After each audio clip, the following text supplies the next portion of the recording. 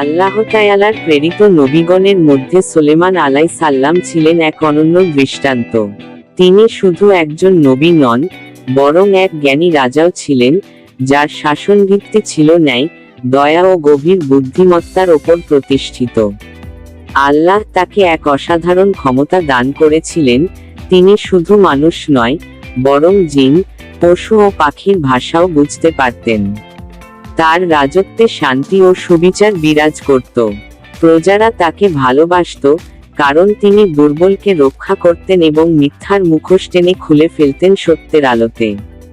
সুলেমান আলাইহিস সালাম এর জীবন আমাদের শিক্ষা দেয় কেমন করে জ্ঞান, ন্যায়বিচার এবং আল্লাহর প্রতি ভয় একজন মানুষকে মহান করে তোলে। তার জীবনের ঘটনা শুধু ইতিহাস নয়, বরং তা আমাদের নৈতিক ও আত্মিক উন্নতির পথ দেখায়। এই রচনায় আমরা এমনই এক ঘটনার বর্ণনা দেব, যেখানে সুলেমান আলাইহিস সালাম এর এক অপূর্ব বুদ্ধিমত্তা ও হৃদয়ের মহত্ব প্রকাশ পেয়েছে, যা যুগে যুগে মানুষের বিবেককে জাগ্রত করে। প্রাচীনকালে সুলেমান আলাইহিস সালাম ছিলেন এক পরাক্রমশালী নবী ও রাজা, যিনি মানুষের পাশাপাশি জিন ও পশু পাখিরও ভাষা বুঝতেন। তিনি ছিলেন আল্লাহর প্রিয় বান্দা এবং অত্যন্ত ন্যায়পরায়ণ বিচারক।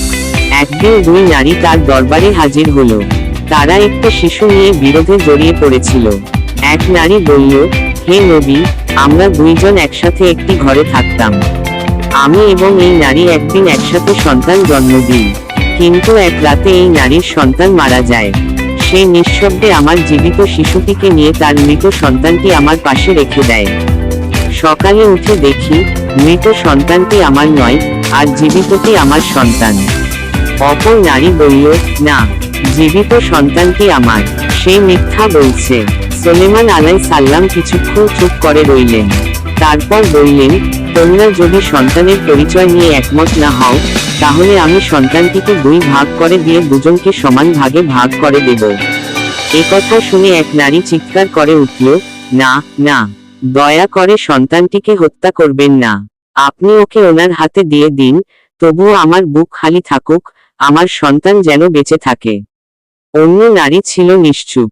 সুলেমান আলাইহিস সালাম তখন বললেন, সন্তানটির প্রকৃত মা এই নারী, যে তার সন্তানের প্রাণ বাঁচানোর জন্য তাকে ত্যাগ করতে রাজি হয়েছে। প্রকৃত ভালোবাসা আত্মত্যাগে প্রকাশ পায়।